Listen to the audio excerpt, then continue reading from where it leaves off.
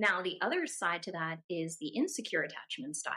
And that's where it's broken down. And we'll hear all over TikTok and Instagram the different styles. And Yeah. usually we are saying that this is bad. And I really hate that. So I want to try to destigmatize this as I explain it, because no attachment style is bad. We have an insecure attachment style. It's because we learned that our needs aren't met and that we weren't safe on a consistent basis. And we just figured out how to survive through that. Guys, welcome to another episode of A Safe Place to Land. I am so excited to have you here with us, both in the video and in the audio. Today, I am joined by a buddy of mine, Elizabeth Schane from Well Roots Counseling. So, high level view, who are you? Where do you live? What is your practice about? Yada, yada. Tell me everything. Very existential. Why are we here? Exactly. Okay, so I'm Elizabeth Schane, and I am the owner and creator of Well Roots Counseling, and we are a counseling practice that specializes in women's issues with an emphasis in maternal mental health, also known as perinatal mental health. There may be a back and forth with the label, so just wanted to give that heads up. And, I would say that overall, framework-wise, I personally counsel from a nervous system regulation perspective as well as an attachment perspective. So there's a lot that goes into that, a lot of trauma, a lot of nervous system, a lot of neuroscience, but we help the ladies do the things to feel better and live the lives that they've always wanted. Heck yeah. You have a virtual based practice. Yes. What states are you in? Because that's a good one. That's a really good question. So we are in Florida, Colorado, North Carolina, South Carolina, Vermont, and there may be another state on the way for some maybe joining, but TBD. Okay, so exciting. Waiting for that compact to come in hot, and then you're gonna be wild. I can't personally wait for the compact. I was just talking about that earlier. So welcome to the show. I'm excited that I could swindle you in here. And yeah, I think the things that you offer the world are really, really important. I think and are really unique in the sense that you come at it from a holistic perspective. I think you call it a bottom up approach. Yes, absolutely. So what does that mean? Because I've heard that a couple different times with different folks, but like when you see that a therapist is like, I take a bottom up approach and da-da-da, like what does that entail? I'm going to start with what is a top down approach. Okay, great. Is basically how we're taught in school. We start with the thoughts. We really focus on restructuring our thoughts. And through that, the theories show that then regulates our emotions and our nervous system. And that is how you do a top down. Recent research shows that isn't always as effective when you're dealing with somebody who has a regularly dysregulated nervous system. So a bottom up approach, we start in the physical body. We start in the emotions and we get really curious around that and we connect with our body. And through that work and through understanding what's happening within us and in our internal world, that then helps to begin to shift and restructure our thoughts. That makes sense. Well, somatic stuff is also, I feel like, been taking off, I feel like in the last couple of years, which is really, really cool because there's been such an emphasis, I think, in the psychology world, right, around the top-down approach, the brain, and so little emphasis, which is where I think a lot of like the Eastern thought in medicine is really complementary to what we do of like, what is our body telling us? What are we putting in our bodies? What is the environment that our bodies are in? How do those things shift, change, affect everything, even from a cellular level? Right. Well, I think they don't seem to understand. We think about the brain and thoughts. That's only one part of our brain. That's only our prefrontal cortex. That's our logic and reasoning. Yeah. I can logic and reason myself into anything. Yep. That has nothing to do with those other parts of the brain that connect to our emotions or our physical body. Yeah, right. Well, it's like, I don't know. People come to us, right? And they're like, well, I want to stop drinking. Or I don't want to get divorced, or I don't want to blow up this relationship, or I don't want to have anxiety, or whatever it is I don't want to have. And my question always to them is like, okay, so like, why can't you just stop? And they're like, well, Olivia, it's not that easy. I'm like, oh, right. Because it actually isn't just about behavior change. It's not just about slapping on a Band-Aid and be like, go get him, Tiger. You'll be, it's everything else. And which is why it's not just rooted in the external behaviors, but it's in the stories and the narratives and even all the way down into the imprint of the ways in which that we relate or don't relate to ourselves and to others, which is a fantastic segue into my next thing that I wanted to talk with you about. think I know where we're going. I think you do. So attachment stuff. So people who know me for more than like 5 minutes are like, we get it, Olivia. You're very into it. But I find that the ways in which that we come into therapy in general, right, as therapists is because of stuff that we had to solve and figure out for ourselves. And then we get to a place of like, I don't want this healing to just stay here. I want to give and put my healing into other things. And that's often what leads us into therapy. And then even from there, I've seen the different iterations of where people find themselves in the different, the Gottman, the emotionally focused therapy, or the CBT, or the accelerated resolution therapy, or whatever the different modalities that they find themselves in is usually indicative of the things in which that they've also had to work through and work out. So I've talked about it and I can talk about it more here too. But like what led me into kind of attachment work, but I'm curious, like, 30,000 foot view for you of like, why and how did you get into attachment work and why is it so important to you? Oh, the great questions. That's what I did, babe. Yeah. So if I think about it, I found in grad school, I remember taking my marriage and family counseling course. We were Yep. only allowed to take one course for a mental health counseling degree. And I was listening to my professor, and he was harping on attachment theory and how this affects our relationships with others, with ourselves, with our, children, spouses, all the things. And I was like, whoa, there is something to that. What is that? And I want to know more. Yeah. And I even considered honestly getting a doctorate in marriage and family counseling just because Cool. I'm that curious in how that really works and how that affects family systems. Yeah. So through that, out of grad school, I started doing trauma work, and I was just watching the way clients would interact with others. And they Mm. would say, I don't know why I do what I do, or I don't understand why I keep seeing the same person over and over and over again, or my partner and I keep doing the same thing and I can't figure out what the hell is going on with me.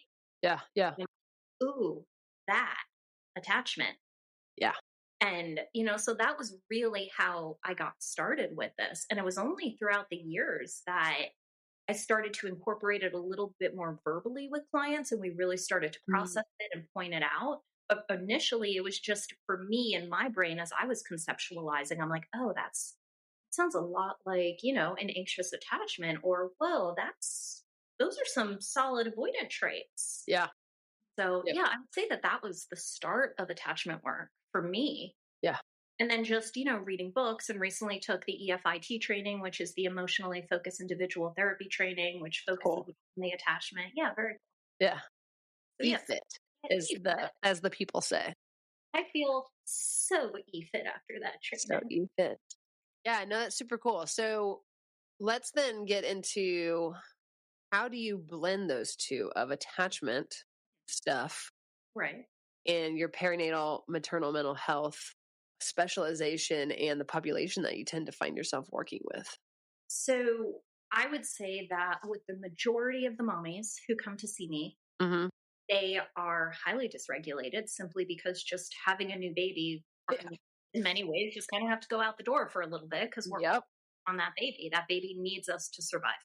And that will stir up a lot of attachment stuff. Mm. Connection, it can feel very overwhelming. And many times, I don't want to say most, but many Yeah. times, Yep. we'll say that initially clients will not want to look at their own attachment because they're simply trying to survive. They're just Yeah. trying to survive the postpartum period, haven't slept, haven't eaten, haven't taken care of themselves, Right. rest, all the things. It's only when I start to connect it to, and how is this creating an attachment within your baby? Mm. Scientists then like, whoa, hold on. Yeah. Like, dang it. Yeah, this isn't just about me, son. Yeah, exactly. And so that's really where we start to talk about attachment and Mm. nervous regulation. I really do a good blend of both Yeah. because they're just both so equally important. Yep. Yeah. So, No, that makes sense. Okay, so I just realized that I probably jumped the gun a little bit. Let's zoom back for a hot sec. attachment. Okay. What is it briefly? And let's chat through the different attachment styles briefly, because then I want to get into specifically like what you see and how do you treat those things within moms, or any woman for that matter, not just moms, but just women in general. Okay, so just to clarify, you do not want a dissertation right now on attachment That would be a fun exercise, but I will not make you do that now. theory. Okay, then I'll keep it brief. What is attachment theory? So, What is attachment? Attachment theory is right, exactly. ChatGPT. Haha. Yeah, yeah. So attachment is essentially it begins in our infancy Hmm. and how our caregivers provide for us. And it creates a blueprint for us to then go and move through the rest of our life and how we connect with others. So depending on how our primary caregivers meet our needs and show up for us will determine the type of attachment style that we have. There are four different styles of attachment, but they can be broken down into two categories. Yeah. One is secure attachment. And what that means is, as an infant, as a baby, our needs were met. When we Mhm. cried, somebody came to soothe us. When we were hungry, somebody fed us. When we had a dirty diaper, somebody changed our diaper. We knew that we could rely on the people who were in charge of helping us live. Consistency. Consistency, right? With consistency, Yeah. absolutely. Yeah. Now, the other side to that is the insecure attachment style. And that's where it's broken down. And we'll hear all over TikTok and Instagram the different styles. And Yeah. usually we are saying that this is bad. And I really hate that. So I want to try to destigmatize this as I explain it because no attachment style is bad. We have an insecure attachment style. It's because we learned that our needs aren't met and that we weren't safe on a consistent basis. And we just figured out how to survive through that. I just want to throw that out there. Yeah, no, it's good. Yeah, because a lot of people will be like, "Oh, how do I how do I get better? How do I make it better? How do I not be bad? How do I become good? How do I become less broken? How do I move that? How do I jump the bridge between insecure to secure?" And it's like, well, that's a good question in some sense, but on the other side, it's also assuming that there's something deeply, deeply, deeply flawed and wrong with you. Right. And Yeah. there's not what Right. is the inconsistent care that you receive. Right. It had nothing to do with you or your lack of know-how or your inability, whatever. Yeah, exactly. And and that's just how your system formed itself to be able to make it through. Yeah. So attachment styles in the insecure realm, we have the ever anxious attachment style. Fan favorite. Yeah. Same. Same. Damn, damn. I can relate to some of that from time to time. Uh-huh. Yeah. Yeah. Yeah. Full self disclosure there. Also the avoidant attachment style, and then the disorganized attachment.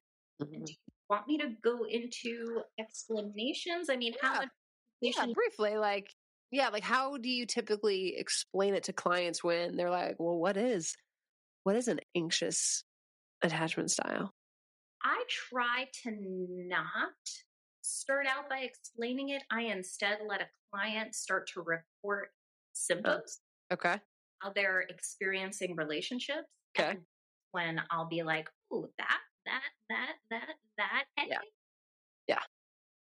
with an anxious attachment style, basically it is that fear that I am going to be alone, a fear that Mm, somebody is going to leave me, and that the only way my needs can be met is if I am heard. And for many people, that's getting loud and that's yeah. demanding, getting angry because just Yeah. hear me. Why won't you hear me? Yeah. And all stemming from this fear of, oh my God, somebody's going to leave me. If I can just be heard, if I can just be understood and fix whatever is broken, then Mm. okay, I'm safe. I got this. Yeah, it's that it's the consistently inconsistent. It's like the mom or the dad or the primary caregiver, whoever that was, Right. would come to repair sometimes. They would come and help you when you fell off your bike and you jacked up your knee, or when you were crying in the bathroom because you're 10 and you have feelings, whatever. But then other times, same instances, they wouldn't come. And I find like with the anxious attachment style, it's the fear of not knowing when repair is coming. I love that. That's a beautiful way to describe it. Thank you. Yeah. And yeah, it's like it's terrifying because if I think about 5-year-old desperately needing and longing for that repair when I don't know, mom yells or dad gets loud or they fall off their bike or whatever that scary thing is in that moment, or they hear something in the night that may or may not happen in my household. And mom's nowhere to be found, then they are left with these huge feelings and experiences and no idea what to do with them. And then, as kids do, they internalize that it must be something wrong with them. I remember, and I'll just say this really quickly because I think it's such a poignant example. When I worked with foster care kids, I had this one kid. I was kind of towards the end of my time at this agency before I moved to St. Pete. And I was working with this little kiddo. She was 6, I think, at the time. This is years ago. And was brand new to foster care, got dropped in this really cool home. I went and met her and, got briefed on the case or whatever. Mom and dad, we're drug addicts and we're in the hospital, relapsed, whatever. So I went and met with her and was like, do you know where your mom and dad are? And she was like, yeah, they're in the hospital. I was like, okay. She's 6, right? But usually those kiddos are like double their age, if not more. And so I was like, okay. So what is mom doing in the hospital? Do you know why mom is in the hospital? And in her mind, she said, well, mom's in the hospital because her heart, there's something wrong with her heart. And I need to be here and be a good girl so that her heart can heal. And then I get to see her again. I know. And I was like, oh gosh. But the example of there's something wrong with me. And that's why I got taken from mom and dad. And I just need to be good. And then when I'm good, I get to see mom and dad. And you grow that up. And it's the same stuff that we do as adults. So many of us, it's the little kids inside of us that are internalizing they broke up with me because there's something wrong with me, or they moved away from me because of this thing with me, or because I'm too much, or because I'm this. And it's like, well, maybe, but also is it possible that it could be something else? But as kids, we all internalize because there's no framework for it to not be about me. Right. It's all about me. And also, if it's about me as a kid, there's something safer than saying it's about mom or dad, because if Yes, them, then I have nobody in this world. exactly. And that is not going to happen. That can't happen. I can't have that because Mm-mm. I'm completely vulnerable to everything. 100%. Yeah.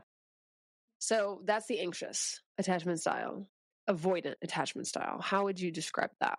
So I would describe avoidant attachment style as, let me think about this one. Somebody who, on a deeper level, craves connection. For sure. Big feelers, actually. That's the Very shocking big part. feelings. Exactly. People don't know that. People think with avoidant attachment style, no feelings. Not the Yep. case. They want this connection, they want this love. And then when it gets too close, Mm, that stirs up shame and fear, not knowing what to do with these feelings, because as children, they learned that my feelings are bad, my feelings are not safe. right. They serve no purpose here other than to cause harm. Yeah. And so that person in the relationship pulls back, needs their own space, and feels immense shame and fear of Yeah. hmm Yeah. It's the kid who had big feelings it. Mhm. and mom and dad, or mom or dad, whomever, couldn't hold them and instead said, suck it up. Right. Or we're not talking about that. Deal with it. Like go to your bedroom and when you're done crying, you can come back out. Or the kid who had no ability to even express what they were feeling because mom sucked all the air out of the room, or dad. Or dad. And I think about the avoidant as the metaphor of like a cave. That what happens when a dog is really terrified is they back up into a dark corner, way back in the cave, and they growl because they're terrified and they're letting you know back up. And you do that too. And The if you avoidant, stop, eventually that dog is going to bite.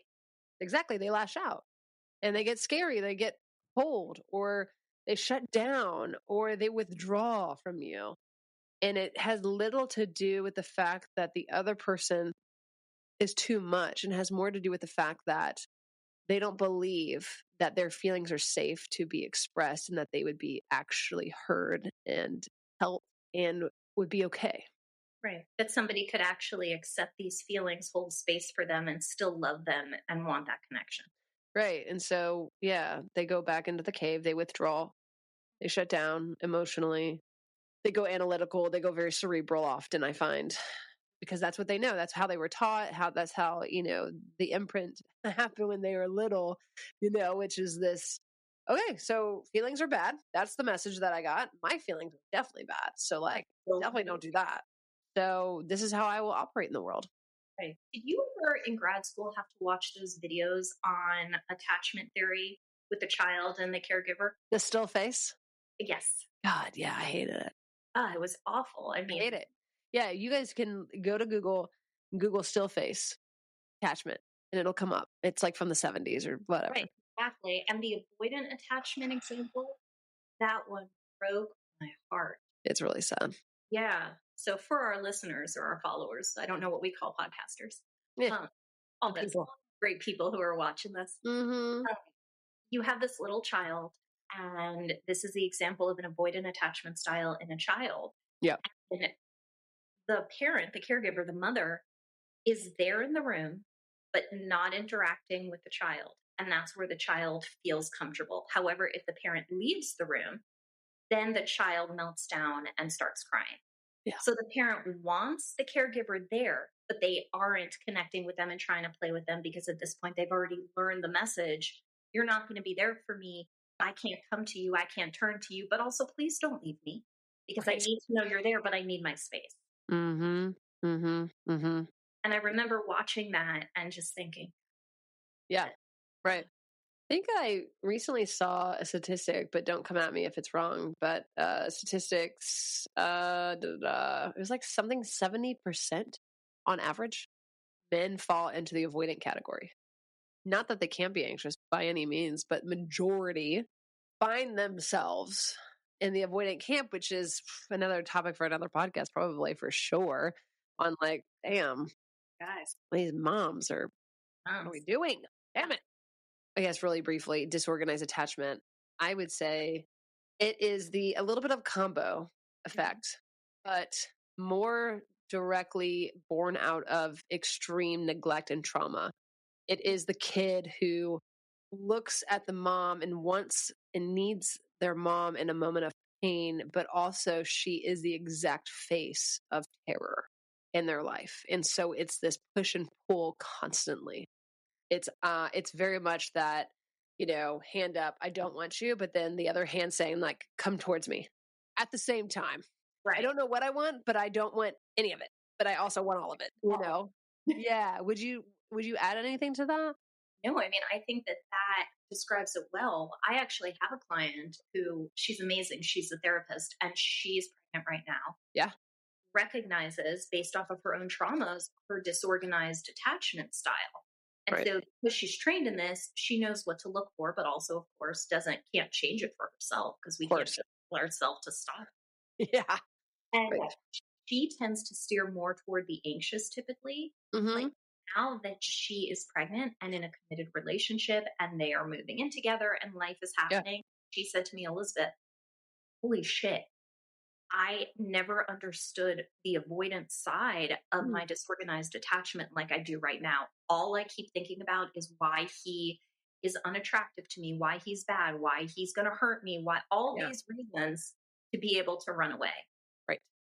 Yeah. And Exactly. and she's like, but then at the same time, I don't want to lose him. I actually love this man. And I I'm want him in my life and I want to be with like, him. Yeah, totally, totally, totally. Yeah. So you had mentioned this, that when you really are working, when you're working specifically with moms, that it's less about starting with their own attachment, but it's looking more of the externalization, if you will, of how are you impacting your child and what's happening for them, because they're probably more willing to talk about that than, well, Elizabeth, my childhood was da da da da, or most of the time, my folks will say almost immediately when they start therapy with me, it's my favorite. They're like, oh, yeah. And just as a, like an I, aside, like I had a really good childhood. Like mom and dad were great. No complaints. I'm like, yeah, makes sense. Absolutely. That is not why we're here ever. Yeah. So, yeah, so talk a little bit. I know we're running out of time, but want to hear from you, right? Because this is exactly what you do in terms of like the nervous system regulation, attachment. Like, how do those things integrate for you when you are working with a mom who is coming to you because she's feeling overwhelmed and overloaded, and maybe she's more tearful or wildly more anxious and feeling like a little psycho and like how controlling she's being, but like also needs help but can't ask for help because she doesn't believe her partner's going to be able to do the correct bottle washing method or whatever it might be. How do you work with that type of person with this kind of framework? Do you know each and every one of my perinatal clients? I'm just No, but I've just worked with enough and have been that. So, yeah, I mean, like I was saying before, it has to start externally because at right. that point we are so lost in ourselves. There's no way that we can really take that step back and say, whoa, or I shouldn't say can't, but it's really, Right. really, really hard It's tough. to, yeah. So if my focus is all about my baby, then that's where I start. Yeah. So I cannot think of a single client that I've ever interacted with that hasn't been more focused on their baby. We talk about, well, what are we doing right now and how is that affecting the baby? And I have this test. I like to call it the Am I a Good Mom test. It taps into It's gonna be great. mom's biggest fear of shame of, am I a bad mom? Yep, totally. Yeah. And it's these simple questions. Is baby fed? Is baby bathed? Is baby receiving affection? Does baby receive medical care when necessary? Is baby safe? And then and always yes, yes, yes, yes, yes, yes, yes. Right. And the last question is mom taking care of herself? Mm, And that's usually our path into yeah. how is this affecting baby by not taking care of ourselves? And that's Yeah. where we start with the attachment work. And that's where we start with the education. And, I purchased something recently. I'll show it to you. It's right here. Show me, show me. Ooh, The, polyvagal theory. Cool. A flip chart. Okay, go off, girl. yeah, it's amazing. And so I start with a little bit of psychoeducation Yeah. around the nervous system, around the vagus nerve. And I keep it super simple because, a sleep deprived mom does not want to hear about all the nerves. It's not Neuroscience is cool, but like I've had 2 hours of sleep, Elizabeth. over the last 3 days. Yep. Haven't showered in a week, but like we're doing it. Right. Let's get that doctor in. So I talk about that and then we lead into attachment style. And I start Cool. with how does your mental wellness impact your ability to bond with baby, which Mm, is how that baby is developing their attachment style. mm, And so we talk about, it may sound a little harsh, but if I'm not taking care of myself, yeah. I'm affecting my newborn because I can't show up in the same way. Even if I can answer yes to questions 1 through 5, that baby is still feeling the energy that's coming off of me as I'm holding them and rocking them. And I Oh can yeah. be fully present if Yep. I'm not caring for myself and if all of my attachment wounding is showing up. 100%. It's such an overlooked thing because we always want to go to, well, I'm feeding or breastfeeding. I'm bathing the baby, changing the baby's diaper, da da da da da, da baby, baby, baby, baby, baby. But also, to your point, the mother, Right. and it's like when a new life is born, so is the mother every time. There's new elements of yourself that get exposed and that you have to reckon with and reconcile. And because every kid is so unique and different. And so, but I like that test because I realized, yeah, yeah, yeah, yeah, yeah, yeah. Shit. Damn it. That really matters. Oh, Yes. yeah, but we're pack creatures, like we aren't made to live alone and we have to have one another to co-regulate and to help our nervous systems calm down, especially because kids don't know how to do that. They're looking to their primary caregivers to do that, the environment around them. And what are some of your favorite like exercises or ways to help folks calm their nervous system? Women, I should say, because that's who you work with. But I don't know that I have a favorite. I kind of tailor it to the client. sure, sure. A lot of times, I'm trying to think of how I'll start. The majority of the women that I see do not recognize that they're dysregulated because Sure. they are in such a constant state of dysregulation that it feels normal. That Yeah. feels like homeostasis. Right. And Chaos begets chaos. exactly the Yeah. comfort of chaos, as I like to say. Yeah. So, what I usually start with is a basic body scan. Mm, And I will guide the client to start at the top of their head.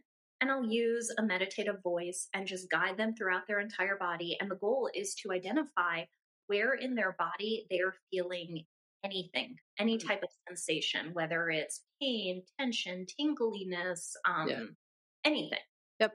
That's usually a good starting place because that part of the body is trying to speak to us and scream at us basically like, hey, hey, Mhm. and Yeah. so we start there. And then, I do a lot of IFS work as well, internal family systems. So I blend that in at that Mhm. point, and we give a voice to that physical sensation. And I won't go into IFS work today because that's going to steer us off on a whole Different nother. podcast. Yeah, Yeah. I love IFS stuff too. Yeah. But I start with the body scan and we give a voice to whatever that physical sensation is. And Mm, 9.9 times out of 10, the woman I'm sitting with will say, Elizabeth, I had no idea that I was holding tension in that part of my body. And I'm like, right. well, of course, because we can't stay connected to our body when we are trying to survive. That's when we're in our sympathetic nervous system. Right. Enter a little more education on nervous system, Mhm. and then talking about, well, what is the trigger? What's activating us in that state? And usually in the perinatal period, there's something going on connected to attachment. And so that's kind Cool. of, that is a long winded answer. Yeah, I like it. Yeah. I have long-winded answers most of the time too. One that I found to be really cool. It's a terrible name. Great Instagram account, but the Workout Witch.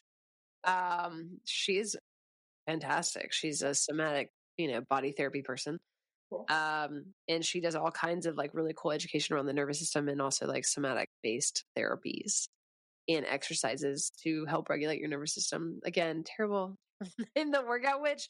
She's cool though. But one of the things that she talks a lot about is you take your finger, usually your index finger, your pointer finger, Okay. put it right into your ear and to the bottom of your ear and just gently pull it down, hold for a couple seconds and release. And you do that a couple times. That helps to calm that vagal nerve and chill it out. And so I've told some of my clients that I'm like, it works. I'm like, I know it's weird. It's witchy. Yeah. Yeah, no, it's cool though. I mean, a lot of those types of things are so fascinating. But yeah, check out the Workout Witch. She is a great account to check out for sure, I for sure. feel compelled to grab my phone right now, but I will resist. Don't do it. Yeah, I Do know. I? Yeah, no, for sure, for sure. Well, in the essence of time or the whatever, but yeah, this has been so lovely.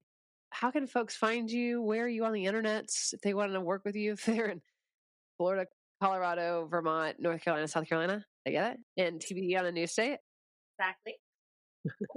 So they can reach out first through the website, and that is wellrootscounseling.com. And I had this amazing web designer who completely revamped the website when I became a group therapist. I don't know Yeah, if you know her. Her name is Olivia Pelts. she sounds familiar. The Yeah, audience is like, "What? Olivia does SEO and websites?" I do on the side for you some need folks. SEO and or website. Olivia's your. Holler at your girl. And then also follow the Instagram. It's just at Well Roots Counseling, and constantly posting different nervous system regulation tips, things about the perinatal period, trauma, lady stuff, just all the things that we as women experience and could find helpful. Or I hope it's helpful. It's That's helpful. Yeah, you put out really good content. So I think folks would really like that.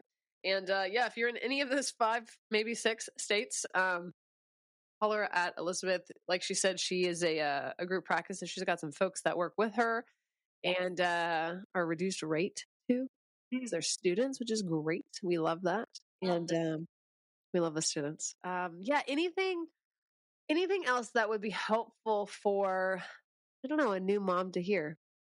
Gosh, there's so many things that would be helpful. I know.